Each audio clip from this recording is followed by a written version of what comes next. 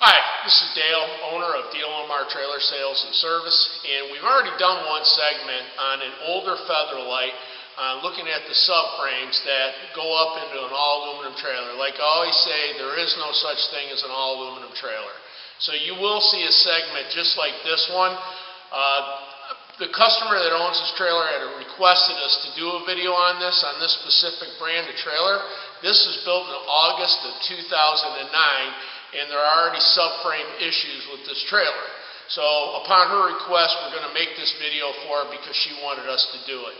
So what we're going to do is we're going to go ahead and pull the subframe out of this trailer, and once I get it out, I'll show you some pictures and some videos about what has occurred with this trailer that technically is really only 4 years old and has been in Florida all throughout the winters. The manufacturer states that she didn't do due diligence to maintain it. When we do pull the subframe, we'll show you what occurred and why it occurred, and you can make your own assumptions. Okay, what I've done is I've removed the tires and wheels, I pulled off the drums, and I pulled off the backing plates. And the reason I had to do that is I have to access the bolts that are actually holding the subframe in the trailer. This subframe is used, not on a lot, most of them use an H-style subframe. And when I pull this out, you'll see what I mean by this one not being an H-style. I call it that. And the reason it made me bring to attention to myself is when the trailer came in for service, if you notice, there's a bolt here, and there's two other bolts going down that way on the frame. But when you look up here, there is actually one bolt missing, and there's also another bolt missing that holds the subframe into place that the axles are attached to. And if you look, what's happening is, this is all corrosion. And if you see this white stuff I'm picking out, that's actually aluminum. And what occurs is, between the steel and the aluminum, there's an electrolysis. And as this corrodes, it actually expands and acts as a hydraulic and actually causes these bolts to snap off. So what I've got to do now is remove the bolts on this side and the other side, drop this frame assembly down.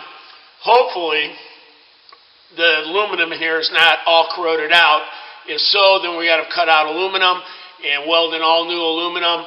And the manufacturer, when we talked to this manufacturer, they said they were using a spray-on rust proofing to be their barrier in between the two pieces of material. Aluminum and steel, when it touches and it gets salt on it especially, it makes the electrolysis and it goes really bad. Manufacturers used to use a membrane in between the two products to prevent this and to slow it down. So once we drop this out, we'll see how they did it, or even if they did do it. So the next segment you'll see is when I have it down on the floor. Alright, I've got the subframe. I don't know if I want to call it a subframe. I've got the brackets off the aluminum frame that hold the axles into place. After I show you this, we'll walk around and I'll show you how they secure their axles. I do want to say I initially showed you that there were two bolts busted off on this side. I am so happy that the customer chose for us to do what we did.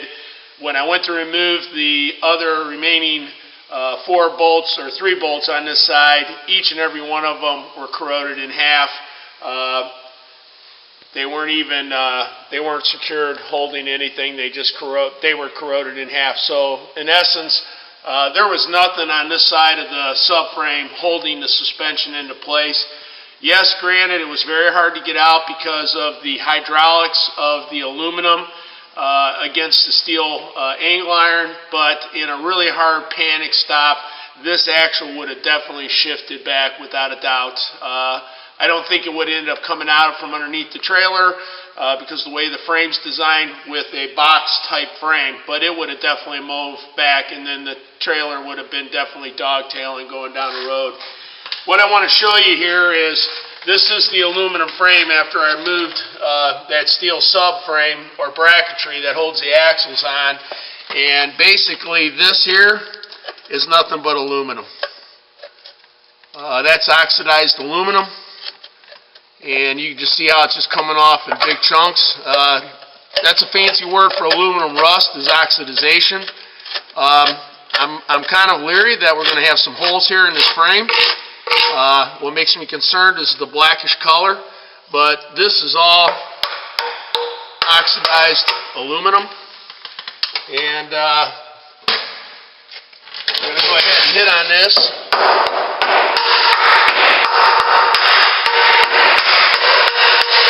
And you can see on this material here, there is actually a hump in this beam. So that actually, I don't know how that piece of angle iron would actually sit flat up against this aluminum with this indentation. You see that, Ryan, in the frame here? Yeah. That's definitely in the extrusion of the aluminum. So there's no way that that angle iron, which is the subframe they put into place, would actually hug up against this. So from the get-go, there's a big gap in between the steel and the aluminum, and that's just a ton of places for this road debris and grime to get trapped in there.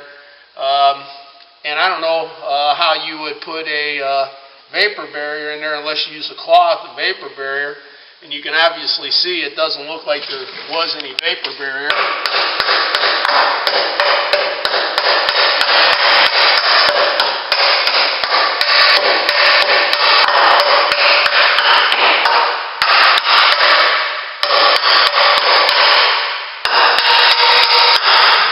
Fortunately,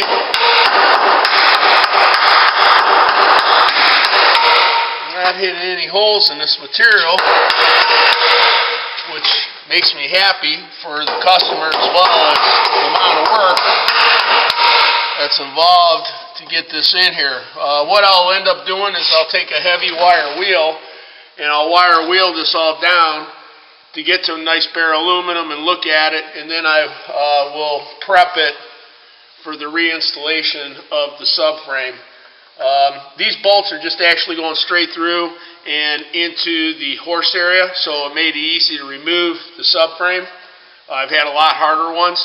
And let's walk over the other side, Ryan, and show them that it started on this. This is the other side of the frame of the unit, and you can tell it's nowhere near as bad as the curb side or the road side. This is, it appears to be, the vapor barrier that they did say they sprayed on, but you can see it just came right off. And that's actually more product from the steel than the aluminum.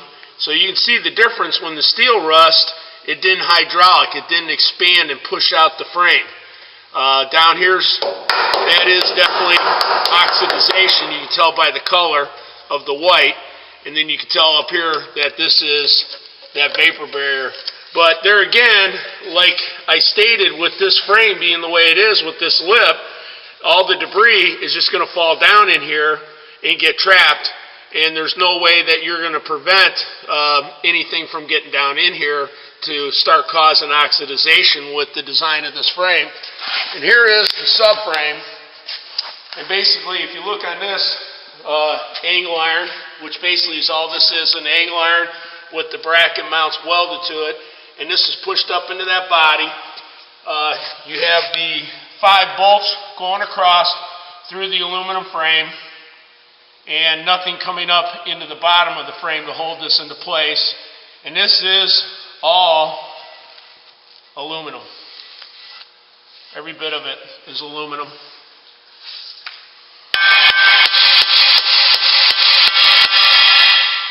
And there's a lot of aluminum frame that has just gone away off of this trailer. But you can definitely see how much aluminum is on this side. But if we look at the other side, which is the curb side of the road, you can see where that doesn't have nowhere near as much oxidization in it. But you can see right here where I said the aluminum frame protrudes out, you can actually see it protruding out all the way across.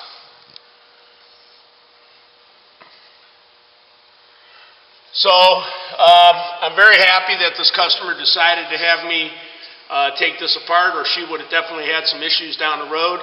What I'm going to do when I clean all this up, I will put a rubber bed liner finish on the steel, but I also will put a membrane cloth material.